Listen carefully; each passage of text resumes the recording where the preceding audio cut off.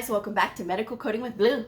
Today's episode is all about how many hours per week do you need to study medical coding or medical billing and coding. If you are brand new to my channel, welcome. I am Blue, I'm a medical coder. Okay guys, so this video was inspired by an exchange that I had on Instagram where the viewer was asking for help. Well, I had said, have you checked out my YouTube channel because I have lots of resources? And the viewer came back and said, I don't have any money. Well, I didn't ask for money, okay? I do plenty on YouTube that is free. I give y'all lots of free resources, lots of links that you can go to that you can use to help you to build your knowledge base. I talk about going to the public library that has lots of coding books in there as well, even workbooks, medical terminology workbooks, anatomy workbooks, pathophysiology workbooks, any workbook that you can imagine is going to be at the public library. And this is a resource, right, that you can use for free. And the viewer was saying, well, I really need your help because I'm not convinced that I'm going to even pass. And again, as I've said, when it comes to my channel and all the resources and talking about how much time you need to spend studying and how much time and for this and that was like the different subjects, because I have the independent study syllabus that I give you guys for free, okay? And it lists all the things that you need to do and the estimated time that you need to do it or that you have to do it. And I still get questions about how long should it take for each subject. Again, it's up to you, but these are just an estimate of what I would say. And if you follow my independent study syllabus, it'll take you anywhere between 9 months and a year, okay? But 9 months, 12 months, or 18 months is what I recommend for any student to be studying medical coding. This is not a one and done. This is not something you can get done in 6 months. This is not something you can get done in 3 months. It is just ridiculous to even say anything less than that, okay? There's too much to learn, okay? But the commenter was saying that they are not convinced that they're even going to pass. That's why they needed my help. I can't help you if you, one, don't believe in yourself. Two, if you are not putting in the studies. Because as much as they were telling me, and in the exchange, I feel like this person has all the hallmarks of not studying, that they barely put in 5 hours. People that talk like that person talked to me are the people that have told me before that they've only been able to squeeze in 5 hours per week. It is 20 hours per week that you are supposed to study. It doesn't matter if you have a full-time job, a family, kids, a house full of pets, any other excuse that you're coming up with. If this is important to you and you really want to do well, you will make the time for those 20 hours. And again, the person says, well, I don't have any money. Well, I didn't ask you for money, okay? But the thing is, even if you were to pay for tutoring, you're paying for a boot camp or like a test prep or whatever, it still does not guarantee that you're going to even pass, because if you're not doing the heavy lifting and the hard work, there's nothing that any of those services can do to help you. Tutoring won't help you. Going to one of those prep classes for the exams is not going to help you. These things will not help you if you are not putting in the time. And so, like I say, if you're doing 20 hours per week, this is what it's going to take. And that is 3.5 hours per day. I always talk about this and I feel like a broken record because people are still out there lost and confused. They don't know how they got to this point. They still don't understand. But you, my darling, are not putting in enough time. It's when you start to put in enough time that you're going to start seeing some traction. You're going to start seeing how things are going to be improving for you, because then you're going to start to understand it. The worst thing that you can do when you're studying medical coding is to run away from it because it's too overwhelming for you. If you are that wrapped up in your feelings right now, you may as well just stop, because it's only going to get harder from here. The prepping for the exam, going through the school, prepping for the exam, taking the exam, getting out there and applying for jobs, everything is going to get progressively harder. But it doesn't mean that you're not going to be ready. Just because it's getting harder doesn't mean you should run away from it. There's so many people out there that are so incredibly they just wilt at the second sight that they see of anything being difficult. How do you expect to get anywhere in life if everything is going to throw you off so easily? How? Well, Blue, I don't understand. So then, have you looked through my videos? Because even though you tell me yes, I still feel like, no, you're not. Because if you did, then it would start to make sense. People have gone through my videos and have said, thank you, Blue, for explaining sequela, because now I get it. Thank you, Blue, for explaining injuries, because now I get it. Now I understand about evaluation and management. Now I understand about XYZ. All the free resources. Thank you, Blue, because that helped me. So it's just a matter of you putting in that extra time. I don't have to be sitting there with you and in order for it to make sense, right? Because again, I've led you to the water, young horsey. It is up for you to drink. It's up to you to drink the water. I cannot drink the water for you, okay? You have to be willing to do what it is that you need to do to get yourself prepared. Now, like I said, 20 hours per week is very easy to achieve. It is 3.5 hours per day for 5 days a week. That is 17.5 hours during the week. 30 minutes in the morning, you're brushing your teeth, fixing your makeup or doing whatever it is you need to do to get ready. You're listening to a video from Crash Course on YouTube about anatomy and physiology. Because the coder that understands anatomy and physiology, that's a competent coder. Because I've seen auditors who do not know about anatomy. How can you audit me or correct me if you don't understand anatomy, basic anatomy? So anatomy is key for learning anything in coding. It's not just about looking up codes, because you can get the wrong code because you were in the wrong area or you were looking up the wrong thing. Because a lot of these things in anatomy sound the same. Coracoid and coronoid is one I can think of right now. And there's a whole other list of it. But listening to that for 30 minutes while you're getting ready, that's something you can do. You don't have to sit there and be doing anything. You can be listening. Okay? Then there's 30 minutes at your lunchtime. Did you know that you can write flashcards out? And I recommend writing flashcards out because when you connect your mind and your body to whatever the activity is, you're more likely to remember it. And flashcards needs to be a deck of 25 at a time. It only needs to be things that you know that you're struggling to recall. If you know whatever it is, a question or whatever that you're trying to write on a flashcard, if you already know that question, don't write it on a flashcard because you already know it. You should only be writing things on flashcards that you do not know or that you know that you repeatedly forget. That's what you need to write on a flashcard, okay? Then you have 30 minutes on your drive home. Everybody has got a Bluetooth in their vehicle.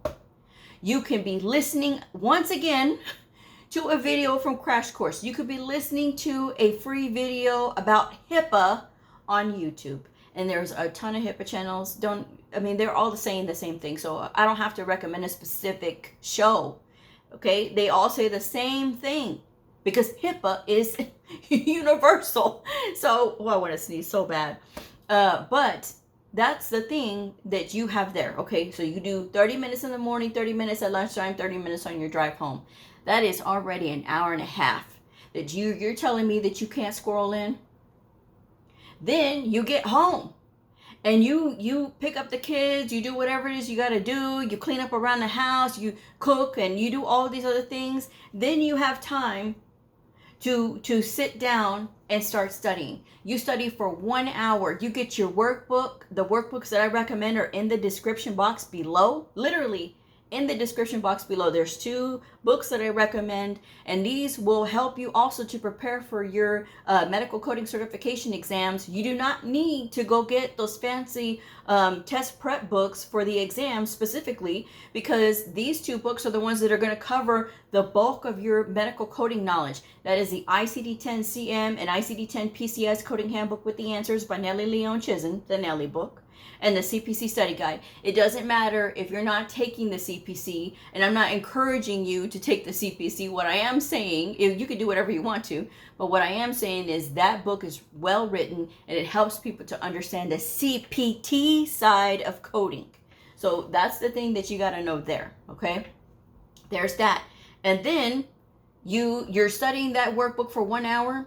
You take a break after that 1 hour. You set a timer. You do not go past 1 hour, because otherwise you will start to get tired. You will burn out. It will become a challenge for you to stay focused, because your brain is good for just about 1 hour of retention time. And then after that, it's going to start to be like, okay, we're just zoning out. And then you're studying for nothing. You take that break. 5 minutes, 10 minutes, 30 minutes, whatever you got to do. And then you're going to come back to it for another hour. And this, friends, you're working through that workbook for another hour. This is 3.5 hours you've done in 1 day.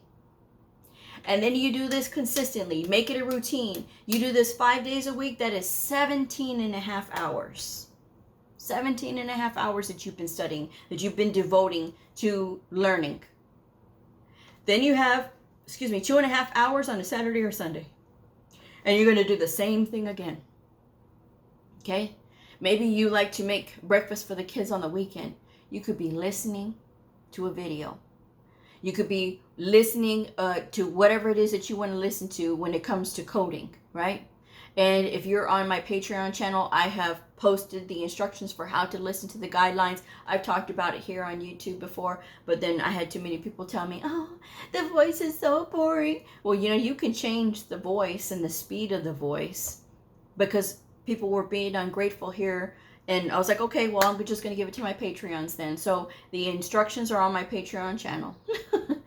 So if you want to listen to the guidelines can be found there, how to listen to them, the audio instructions. Okay. And so that's something that you have to know, that is an opportunity out there for you to learn, is these 20 hours per week. And then you do this consistently for 4 weeks in a month, and that's 80 hours. And if you look in the description box below, I do have the study trackers. Study trackers is a lot like the savings challenge, right?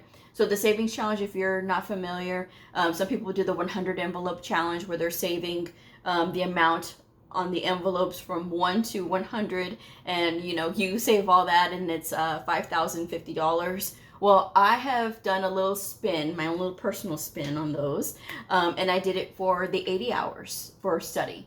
And the study trackers, they're available in the description box below if you want to order one from me, or you can make your own. Okay, you can totally make your own. But I have it broken down into 30 minutes or 60 minutes, and then you color it in every single time that you do it. And so that way you can get a visual of, I've been staying consistent on studying, and you strengthen yourself that way. Okay, I did a new one for St. Patrick's Day, even though I don't know when I'll post this video, but it will be the week of St. Patrick's. But I did the one for St. Patrick's. And like I said, I broke it down 30 minutes, 60 minutes. So when you fill in all of these, and these are your weekend times, right? The 30 minutes and the 60 minutes, and you add it all together. All of this together is the 80 hours. Like I said, you can order this from me. I send you the downloadable link. You can download it and print it out and stuff. But you color it in, you can see it's a nice visual. It is really cute. And I also have this, I give this freely to my Patreons as well. So again, if you don't want to join Patreon, that's fine. You can totally order from me still. But you can do that. You can have a nice visual. You can hang it up so that way you can see that you're still making progress every single day on your study goals. And you don't have to study every single day though. That's the beauty of it. Because if you're doing 17.5 hours during the week and the 2.5 hours on a Saturday or Sunday, then you have a whole day off. Or if you want to be extra ambitious and add on another 30 minutes and make it 4 hours per day, right? I just try to do it in a way that's going to be appealing. Like, what can we achieve? 3.5 hours sounds a heck of a lot better than 4, right? But if you have a little bit of extra time in that day and you want to do those 4 hours, and so that way you have a little bit less time, or you can get all of your time done during the week, so you have that Saturday and Sunday to yourself. That way, again, you are just putting priorities where they need to be. Your family does not need to feel neglected because you are doing something to improve your work life, right? Your opportunities in life, your career path. They do not have to feel neglected, because it is the people who think that they need to shove their family to the side and, oh, I need to devote all this time because Medical Coding with Blue said. No. Hear me now. Hear me now. I am telling all of you that if you're doing it this way with tracking your 20 hours per week, you will have all of that time still with your family. And if you have kids, you're a parent, you say, well, Blue, I've been a stay-at-home parent and my kids, they're not adjusting very well to me studying. What can I do? Well, then incorporate them then. If they want to help you to study, let them hold the flashcards with you. Let them become a part of your journey. Because if you say, well, can you help me to study? And then if they say no, well, then you've just guaranteed that you're going to get that time to yourself, right? And if not, if they say that they would love to help you, well, guess what? Now you're both learning. And not only that, a bonus. Your kid gets to see you see something through. And kids are what they see, right? They emulate what they see. If you are constantly giving up on your dreams, if you're constantly putting yourself down thinking, oh my gosh, I'm so stupid, I can't get this, your kid is going to see that, and there's a good chance that they too are going to say, I'm stupid, I can't get this. Do you want that for them? No, there's not a parent in the world that would want that for their children. Everybody wants their children to be well developed, smart, and able to do what they need to do to survive and get them through. But they're not going to get that way by having a role model that is supposed to be there and saying, okay, well, I can do this. They're not going to be able to get there if they see somebody, oh my gosh, I hate this, I'm not going to do this, I quit because, oh, everybody thinks that I'm spending too much time with it. 30 minutes at a time and 1 hour at a time, and you're scrolling it in here and there. That is manageable. That nobody would realize that was even happening. Your kids got to go to sleep, right? If you put them to bed early, then you're able to devote that time. I've had a client before a couple of years ago. It's a wonderful lady, and she was having some difficulties in trying to like figure out how do I get to studying Blue. So we broke it down together. And when I started telling her about studying 20 hours per week, she started getting up earlier than her kids so that she could study, so she could squeeze that 1 hour in. And she was so proud of herself when she was telling me about it. She's like, oh, I did what you said, and I got up an hour earlier, and I got up an hour and a half earlier, and I was studying, and now I'm starting to understand. And she made so much wonderful progress. She passed her certification exam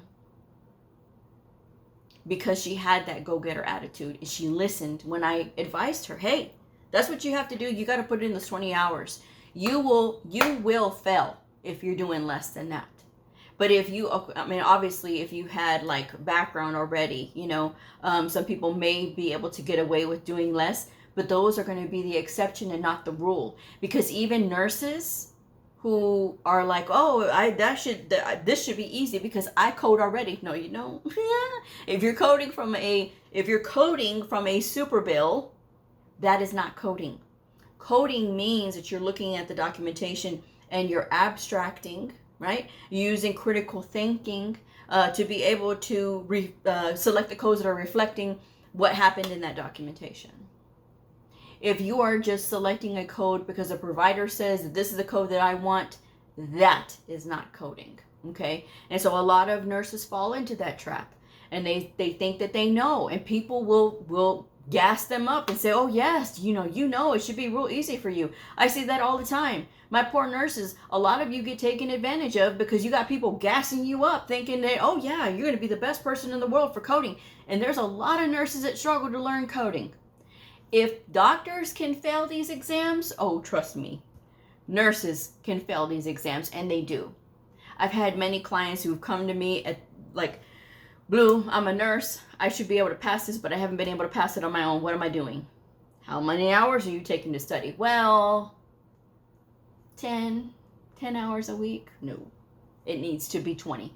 And then the turnaround on that, when they're doing that, when they finally listen and they say, okay, and they do it that way, and then they come back, oh my God, I passed.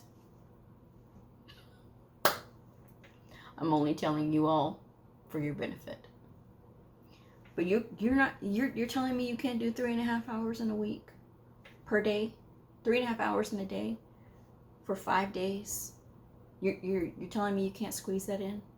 But you got time for TikTok. You got time for all these other things that's just sucking the time away from you. Get disciplined. Get disciplined. Get on the studies. Work through the workbook. If you run into something that is confusing to you, skip it and move on. There's so many other things that you've got to be doing when you're learning coding. Come back to it later. Sometimes that's what it takes.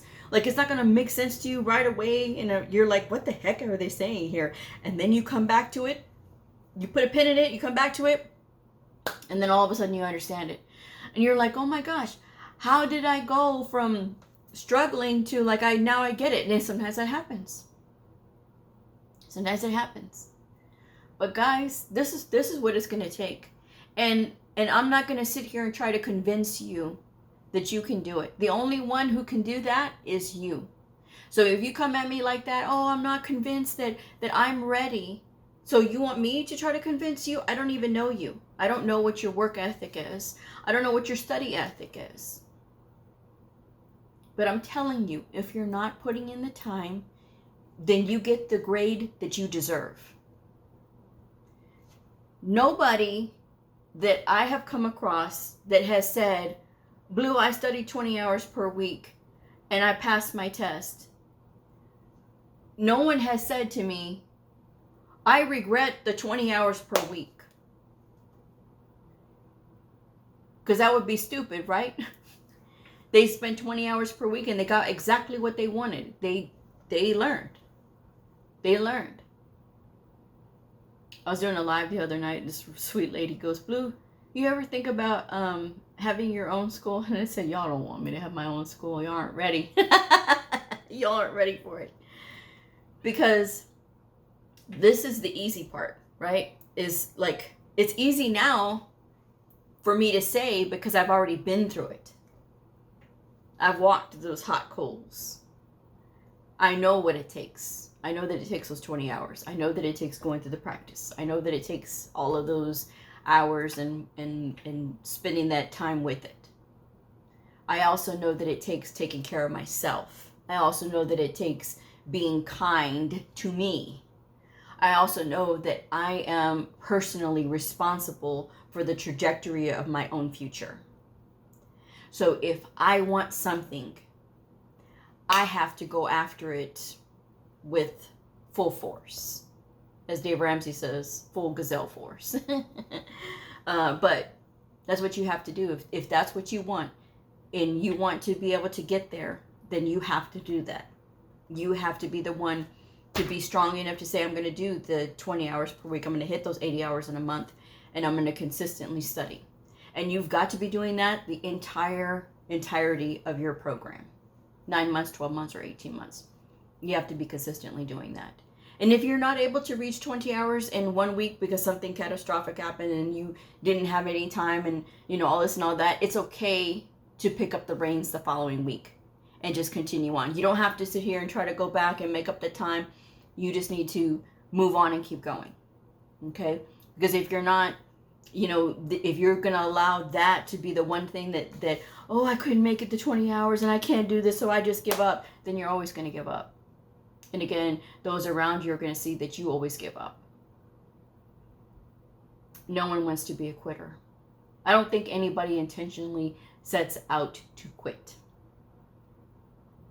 And sometimes, like, I think with jobs and things like that, sometimes people say, well, I had to quit that job because of XYZ. Sometimes there are situations that are dangerous to that person, either to them mentally or physically. That's understandable. That is understandable. There are some reasons to quit that are like that. If it's a detriment to your health in any way, obviously, you know, then there's nothing wrong with that. But I'm talking about like studying, getting into a new field, getting into learning something new, okay? Because if you quit, you will always quit. I've had so many people say, well, Blue, I wanted to be a nurse, but I couldn't do the, you know, the with the needles and things like that. I couldn't do that. So I quit that, and, you know, then I wanted to do, dental assistant. They didn't want to do that. And then they picked radiology tech. They didn't want to do that. So they're going through all these things, finding reasons to quit. And then they get to coding and they think, oh, it's going to be the easiest thing in the world. No. And then you learn it's not so easy. You have to spend time to learn it. Okay? But I'm telling you all, it takes 20 hours per week. There is no negotiating on that. None whatsoever. If you exceed those 20 hours per week, just know, because sometimes people will tell me, well, Blue, I'm unemployed, so I'm going to treat this as a full-time 40-hour per week job. While that might be great, you are also at risk for burning yourself out. So just tread carefully. At least it's just my advice anyway. This is not without its challenges, but it is one of the greatest things that you can do for yourself is to see something through and to build that self-resilience where you are going to be able to weather anything instead of trying to talk yourself out of everything all the time. And if you don't believe in yourself, do not expect anybody else to believe in you either. There still needs to be a shred of where you believe in yourself.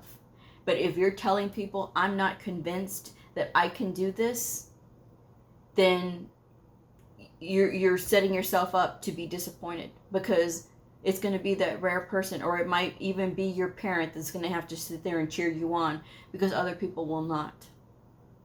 I'm just saying.